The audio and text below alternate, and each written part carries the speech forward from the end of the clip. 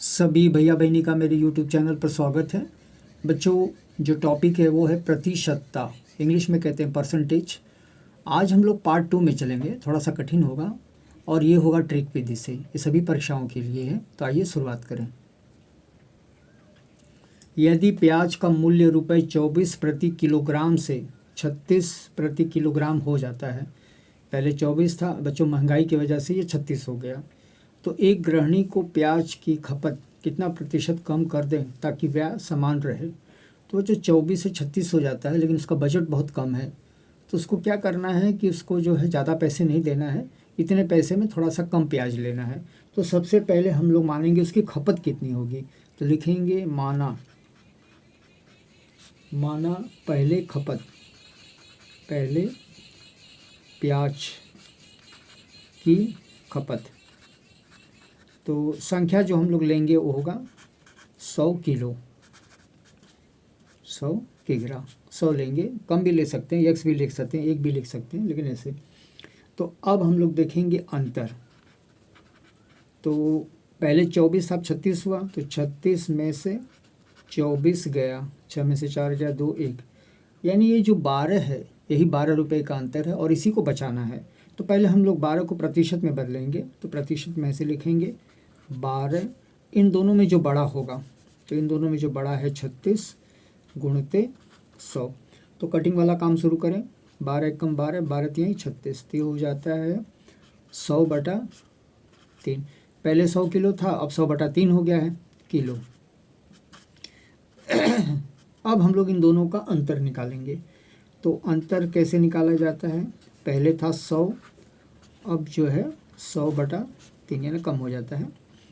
तो तिरछे उड़ान कर दें, 3 का 100 से करेंगे 300 माइनस 100 बटे क्या लिखेंगे 300, तो हो जाता है 200/3। अब इसको हम लोग क्या करेंगे, प्रतिशत में बदलेंगे। तो प्रतिशत में कैसे बदलेंगे, अरे इसको हम लोग जो है 100 में बदलेंगे।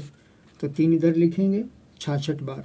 ये कैसे आया ध्यान से देखेंगे, 200/3, तो 3 छक्का 18, 2 3 छक्का 18, 3 छक्का 18, 2, तो ऐसे ऐसे 2 2 जाएगा, तो 66 यहाँ लिखेंगे, 3 एकम 3 यहाँ ऊपर लिखेंगे और नीचे क्या लिख देंगे 3। तो इस तरह से सवाल हल हो जाएगा।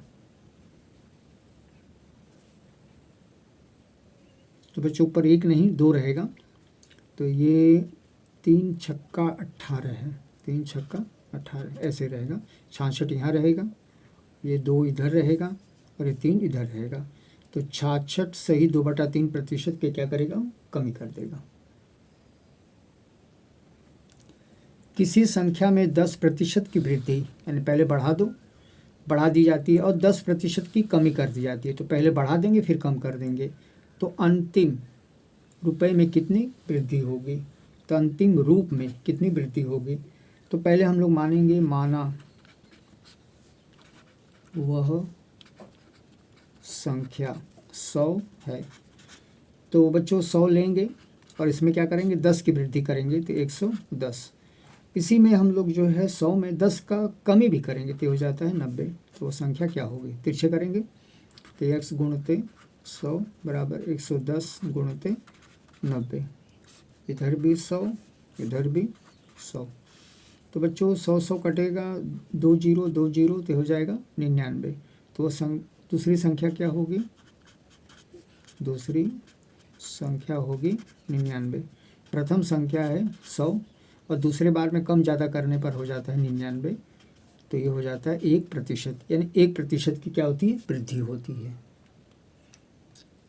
प्रश्न 5वां है, एक छात्र को उत्तीर्ण होने के लिए 40% है अंक प्राप्त करने होते हैं, पूर्णविराम, वह 67 अंक प्राप्त करता है। तो 67 में कहीं प्रतिशत नहीं है, तो ये अलग रहेगा, और 13 अंकों से विफल हो जाता है। तो बच्चों 67 अंक और 13 अंक ये दोनों अंक हैं, 40% है, तो उसे पूर्णांक ज्ञात करें, यानी कितने नंबर में से इसे प्राप्त हुआ। तो सर्वप्रथम हम लोग लिखेंगे पूर्णांक, इसका सूत्र होता है पूर्णांक बराबर लिखेंगे अंकों का योगफल, अंकों का योगफल, कहीं कहीं सूत्र याद करना होगा, बटे प्रतिशत गुणते 100। अब आइए इसमें हम लोग जो है मर मसाला डालें। और व्यवस्थित करें। बच्चों अंक है तो एक अंक है 67, दूसरा है 13, तो 67 और दूसरा अंक है कितना है दिया है 13, इन दोनों का योगफल प्रतिशत कितना दिया है 40 गुणित 100। तो नीचे लिखेंगे पूर्णांक। आइए बच्चों इसे हम लोग जोड़ें। तो 67 में 13 को क्या करना है, जोड़ देना है, तो ये हो जाता है 80/40 गुणित 100। दोनों ज़ीरो ख़त्म करो, 4 दूना 8, तो हो जाता है 200। तो 200 अंक का वो पूरा पेपर था, उसमें से 67 और ये 13 अंक क्या करता है, वो प्राप्त करता है। अगला प्रश्न चौथा, किसी जनपद में रहने वाले व्यक्तियों की संख्या 64,000 है। तो 64,000 लोग रहते हैं। यदि वह जनसंख्या 2.5%, 2 सही 1/2% वार्षिक दर से बढ़ती है। तो ये वाला हम लोग अंडरलाइन कर लें इसको, ताकि हमको पता चले करना क्या है। तो 3 वर्ष बाद यानी समय होता है और व्यक्तियों की संख्या ज्ञात करें।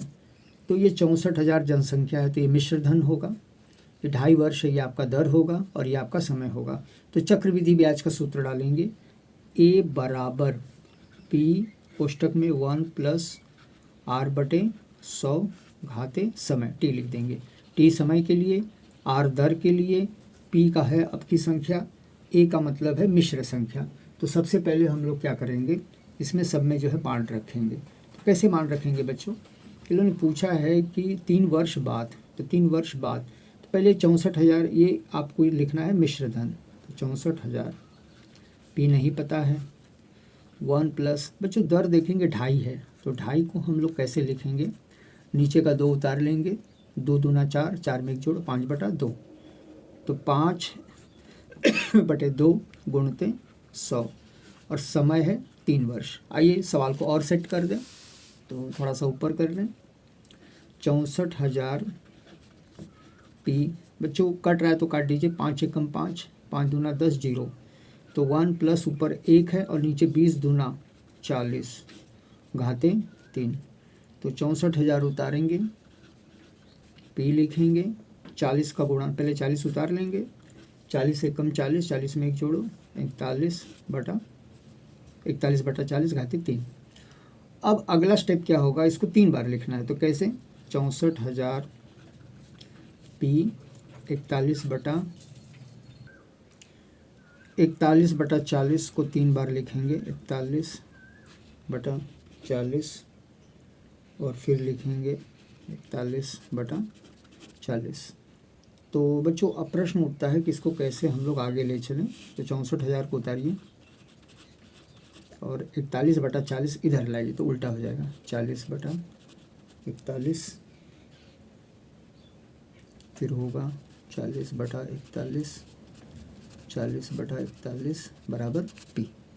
किसी जनपद में रहने वाले व्यक्तियों की संख्या 64,000 है, यानी 64,000 उस व्यक्ति जो है वहाँ जनपद में रहते हैं। यदि वह जनसंख्या 2.5 वर्ष यानी 2.5% वार्षिक दर से बढ़ती है, 2.5% ऐसे लिखा जाता है, तो 3 वर्ष बाद वहाँ रहने वाले व्यक्तियों की संख्या क्या होगी।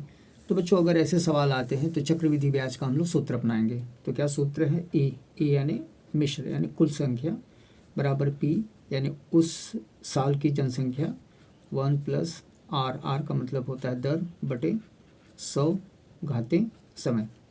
तो A का मतलब है ये हमें निकालना, ये कभी ज़्यादा रहेगा। P का मतलब है 64,000, 1 + R का मतलब है 2.5 वर्ष। तो 2.5 वर्ष कैसे लिखा जा सकता है, 1/2, तो 2 को उतार लेंगे, 2 दूना 4, 4 1 5, तो 5 ऊपर कर देंगे, 100 पहले से ही है, 2 नीचे कर दो और घाते लिख दो 3। अब बच्चों A बराबर 64,000, 5 के पहाड़ा में 100 20 बार कटेगा, तो ये बचेगा 1 + 1/20 दूना 40 घाते 3। अब अंदर व्यवस्थित करेंगे, तो अंदर कैसे व्यवस्थित करेंगे, थोड़ा सा ऊपर कर लेंगे ताकि व्यवस्था एकदम सही हो जाए बच्चों, ऐसे कर लें।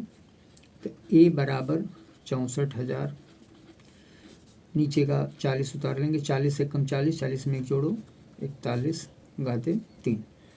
अब A बराबर 64,000, ये 3 है, इसका मतलब है 3 बार लिखना है, 41/40 41/40, 41/40।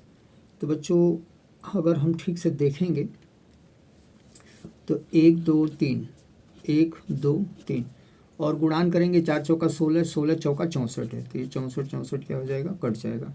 तो a बराबर 41, 41, 41 गुणान करेंगे तो ये आ जाएगा 68,921।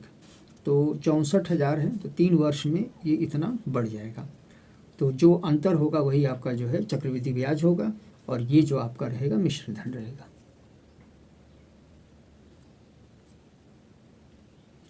एक कार्यालय में 40% महिलाएं कर्मचारी हैं तो पूर्ण विराम है। इसका मतलब है कि प्रश्न का भाग पहला ये, अगर 40% महिलाएं हैं तो 60% पुरुष होंगे, लिखा नहीं है, समझा जाता है। अब आगे कहते हैं कि इसमें से इसी 40 में महिलाएं और हैं और 60 पुरुष हैं, ने मेरे पक्ष में मतदान किया।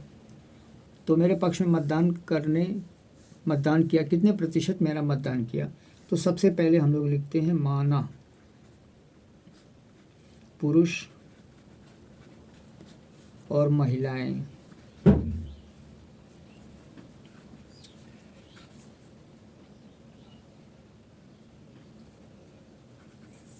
महिलाओं को हम लोग मान लेते हैं 100।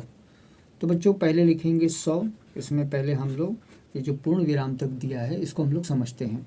तो 40% महिलाएं हैं तो 60% क्या होंगे, पुरुष। अब आगे कहते हैं कि इस 40 में से, यानी इस 40 में से 40, इस 40 में से ये 40 प्लस इस 60 में से कहते हैं 60 गुणते 60। अगर ये प्रतिशत है तो नीचे होगा 100, नीचे होगा 100। तो अब हम लोग क्या करेंगे, 1 2 3 4 काट देंगे, 16 बचेगा, सारे जीरो काट देंगे, 6 6 12 बचेगा, ये बच जाता है 6 2 8, यानी 28% इनको मतदान हुआ बच्चों। तो आइए देखें, आगे बढ़ें। 6 छक्का 36 होगा, 1 मिनट सॉरी 6 छक्का 36 होगा, तो 6 6 12 यानी 42% मतदान होगा। एक बार और से सवाल को बता दें, ये 100 कहाँ से आया? एक कार्यालय में 40% महिला कर्मचारी हैं, तो 40 हैं तो मान लेते हैं पूरा 100, तो ये 40 और ये 60, ये 40 छिपा हुआ है तो ये 60 आपका बताया गया है। उनमें से 40% महिलाएं, इनमें से 40, तो ये 40 उतार के इसका 40, ये 60 कहाँ से आया बच्चों? ये 60 का ये 60 बटे करके काट पीट के उत्तर आ जाएगा। तो बच्चों मुझे आशा, इन्हीं विश्वास है कि आपको वीडियो ज़रूर पसंद आया होगा। बच्चों लाइक करिए, कमेंट करिए, धन्यवाद।